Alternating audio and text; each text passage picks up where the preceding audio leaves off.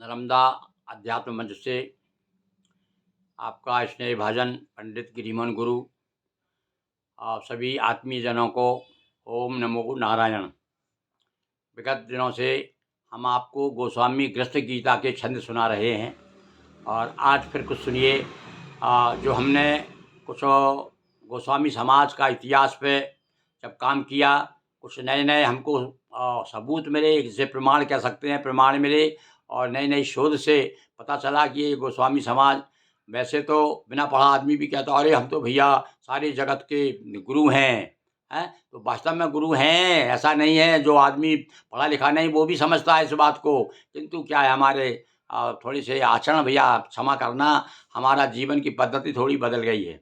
हमारे जीवन में कहना चाहिए कि शुद्ध आचरण हमारा हो जाए तो ये समाज का समझ लीजिए जो गुरु पदवी है वो सही रूप में लोगों के सामने आए।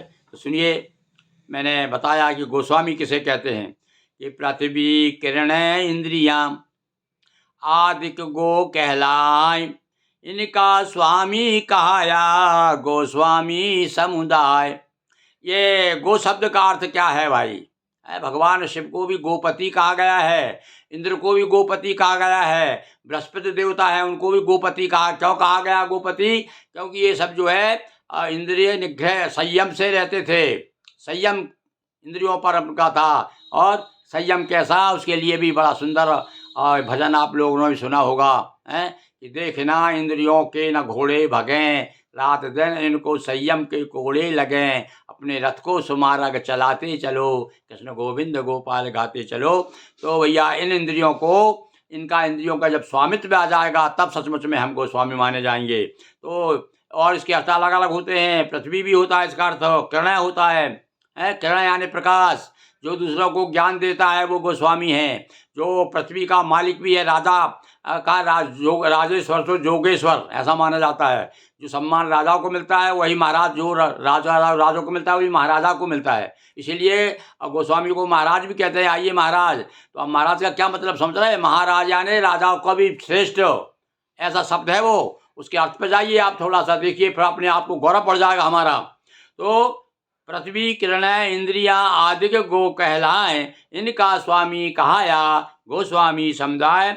और आगे देखिए, एक मैं आपको उदाहरण दे रहा हूँ। जगत गुरु शंकराचार्य जो है और उनसे आकर के गिरी ने और शास्त्रार्थ किया था, पर भाई शंकर तो शंकर के अवतार थे और धर्म की स्थापना करने के लिए आए थे। तो वे गिरी महाराज जो आनंद गिरी नाम के थे आकर के उनके शिष्य बन गए और वो इतना ज़्यादा पसंद, उनको शिष्य इतने प्रिय थे कि वो गिरी उपाधि, जितने भी दूसरे शिष्य बनाए उन्होंने, तो अनेक शिष्यों को गिरी की उपाधि प्रदान की गई और तब से गिरी उपाधि ज़्यादा प्रचलित में आ गई, ज़्यादा प्रसिद्ध हो गई। तो गिरी एक शंकराचार्य का प्रमुख शिष्य धीमान, वही तोटकाचार्य कहते सब विद्वान। जो तोटकाचार्य नाम के उनके प्रमुख शिष्य हैं, 4 शिष्यों में वो तोटकाचार्य नाम था, वो पहले उनका नाम आनंद गिरी था। तो सन्यासी जो विरक्त हैं उनके भी 10 नाम। देखिए समान रूप से बहुत बड़ी बात है? हम लोग वो तो ग्रस्त हैं विरक्त होकर के, जब उन्होंने अपने गुरु के पास जा कर के और मंत्र लिया तब जा कर के वो गिरी नाम के उपाधि धारण करने के अपने अधिकारी बने। पर हम तो भैया जन्म से ही गुरु हैं। हाँ, हमारे माता पिता का भी गिरी की उपाधि जो आदिकाल से चली आ रही है, तो हम लोग तो जन्म से ही गिरी हैं। और अन्य लोग जितने जो सन्यासी विरक्त हैं वो तो उनको तो अन्य न जाने किसके समाज से आए वो, अब तो न जाने किसके समाज के होने लगे। पर आज से भैया 100-200 साल पहले तक की स्थिति ये थी कि केवल ब्राह्मण ही सन्यासी हो, ब्राह्मण को ही सन्यास का अधिकार है। इसलिए हमारे मन में कभी कभी आती है भैया मूल स्रोत इसका जो है गोस्वामियों का, जो आदिकालीन गोस्वामी हैं वो रूप जो है उनके शिष्य हो जाने के कारण गिरी उपाधि धारण की उन्होंने।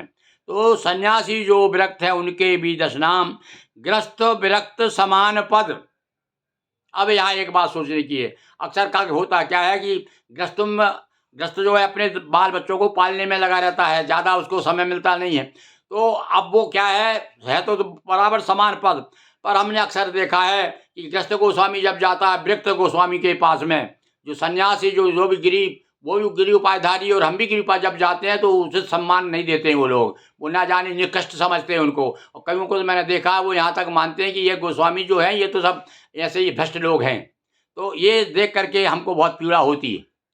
पर बात तो मैं तो मानता हूँ और अब तो मानने लगे हैं, अब ज्ञान आ गया है, लोग समझने लगे हैं। बड़े बड़े महामंडलेश्वर भी कहने लगे भैया ये भी तो गुरु हैं भाई, ये तो ग्रस्त ग्रस्त रूप में रह रहे हैं, ये भी तो धर्म का प्रचार कर रहे हैं, ये भी अपनी शिष्य परंपरा को निर्वाह कर रहे हैं। तो सन्यासी जो विरक्त हैं उनके भी 10 नाम, और ग्रस्त विरक्त समान पद दोनों लें शिव नाम। और दोनों ही भगवान शिव की उपासना करते हैं, चाहे वो विरक्त हो चाहे वो ग्रस्त हो। तीर्थ आश्रम गिरि तथा पर्वत सागर नाम, तीर्थ आश्रम गिरि तथा पर्वत सागर नाम, पुरी भारती सरस्वती बने अरण्य 10 नाम। हाँ, यदि आप कोई पूछता है भैया 10 नाम कौन कौन से हैं, तो ये दोहा आप लिख लीजिए, याद कर लीजिए। इसमें मैंने एक दोहे में, क्यों भाई कविता के माध्यम से कोई बात कही जाती है तो जल्दी याद हो जाती, तो इसलिए मैंने दोहा तैयार किया है। सुनिए आप, तीर्थ आश्रम गिरि तथा पर्वत सागर नाम, पुरी भारती सरस्वती बने अरण्य 10 नाम। 10 नाम आ गए, देख लीजिए इसको आप लोग नोट कर लीजिए और याद कर लीजिए। जब भी कोई पूछे भैया आपके 10 नाम कौन कौन से हैं, तो आप ये 10 नाम बता सकें। सभी जन्म से सूत्र हैं, मनु स्मृति का लेख, संस्कार द्विज उच्चते या मैं मीन न मेक। एक बात समझ ले गोस्वामी समाज, तो निश्चित रूप से फिर से वो ब्राह्मणत्व नहीं, संन्यास्त का, ब्राह्मण से भी ऊपर जो संन्यास्त का पद है वो प्राप्त कर सकता है। पर कब करेगा? संस्कार द्विज उच्चते। अरे भाई जब हम जब हमारा जन्म हुआ तो हमारे घर में बूढ़ी दादी ने थाली बजाई थी, है संस्कार, जन्म संस्कार बनाया। उसके बाद में जब थोड़े बड़े हुए तो विवाह संस्कार भी बड़े बड़ा घोड़े पे बैठ करके गए। अभी सारे संस्कार तो हम कर रहे हैं। अब उपबीज संस्कार है, तो उपबीज संस्कार के बारे में बताया है कि सभी लोग जन्म से शूद्र हैं। जब उपबीज संस्कार हो जाता है, जब संस्कारी आदमी हो जाता है, तब वो द्विज हो जाता है। द्विज यानी होता है 2, यानी दूसरा जन्म हो जाता है उसका। तो बंधुओं, हम अपना दूसरा जन्म लाने के लिए बराबर जो है, वैसे हमारे कुछ हमारे विद्वान साथी कहते हैं अरे भाई गोस्वामी जो जनेऊ रहता है ना उनका, वो जो रुद्राक्ष है ना, वो जनेऊ का ही काम करता है। कई लोग तो रुद्राक्ष का जनेऊ डालते हैं गले में। तो खैर ठीक है, अपनी अपनी मान्यता है भाई। पर हम तो कहते हैं यदि ये जब आप दूसरे गृहस्थ आश्रम के संस्कार निभा रहे हैं तो इसको निभाने में क्या है, ये तो आपको जीवन में और भी दूसरे लोग देखेंगे बड़े बड़े आचरण के साथ, बड़े उसके कर्मकांड के साथ में धार्मिक व्यवस्थाओं को निभाते हुए जो चल रहा है, इसलिए सम्मानीय है। तो यहाँ हम वही कह रहे हैं, संस्कार द्विज उच्चते, संस्कार होना चाहिए, संस्कारी बने। गृहस्थ आश्रम में निरत धर्म कर्म पर ध्यान। हाँ, हमने देखा है भैया, जहाँ तक होता है गोस्वामी जो ही थोड़ा संपन्न हुआ तो अपने घर में शिव जी का मंदिर बना लेता है। कुछ नहीं तो सामने चबूतरा, घर के सामने आने को देखा है, चबूतरा बना हुआ है, शिवलिंग है, और रोज सवेरे वहाँ पर स्नान करा रहे हैं और मोहल्ले के आसपास के लोग आकर के स्नान कर रहे हैं। देखिए धर्म की प्रेरणा इस प्रकार से हो रही। तो ऐसा काम जो है गृहस्थ आश्रम में निरत, गृहस्थ आश्रम में रहते हुए भी धर्म कर्म पर ध्यान, आदि गुरु गोस्वामी गणों करे शिष्य कल्याण। मैंने भैया आदि गुरु कह दिया है गोस्वामियों को। कैसे आदि गुरु? यानी शंकराचार्य से भी पहले के भी प्रमाण मिलते हैं, गिरिपुरी वन शर्मा, गिरी शर्मा, पुरी शर्मा के। तो इसलिए मैंने आदि गुरु कह दिया। और आदि गुरु इसलिए भी है कि हमारे आदि गुरु भगवान शंकर हैं, और शंकर के अनुयायी होने के कारण भी गुरु का पद जो है शिष्य को भी प्राप्त हो जाता है। तो आदि गुरु गोस्वामी गण करें शिष्य कल्याण। और अपनी भैया यथाशक्ति और यथा अपनी विद्वता से अपने शिष्यों को मार्गदर्शन करते रहते हैं। आज भैया वास्तव में ये गुरु परंपरा नहीं होती तो ना जाने लोग कितने गड्ढे में गिर जाते।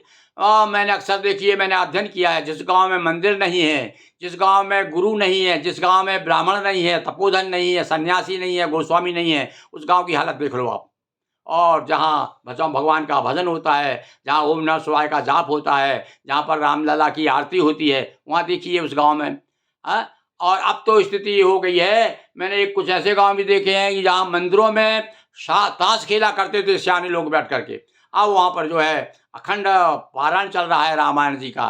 तो भैया ये सब इसके पीछे गुरु लोगों का काम तो है ही, उन्हीं की प्रेरणा है।